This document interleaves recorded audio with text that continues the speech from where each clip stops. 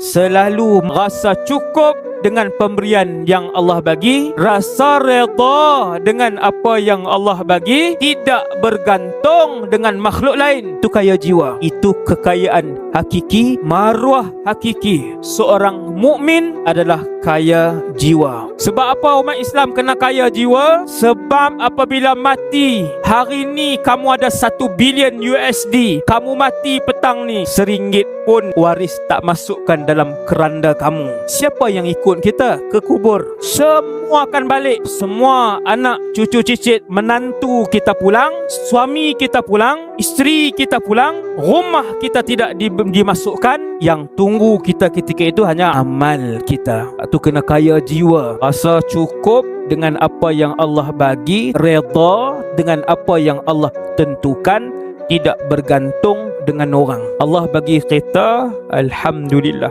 Tengok kita orang, alhamdulillah, itu rezeki dia. Dia tidak lebih mulia daripada aku sebab dia pakai kereta mahal. Tidak. Dia tidak lebih mulia daripada aku sebab pangkatnya besar. Tidak. Dia tidak lebih mulia daripada aku, daripada kita kerana kemasyhurannya. Tidak.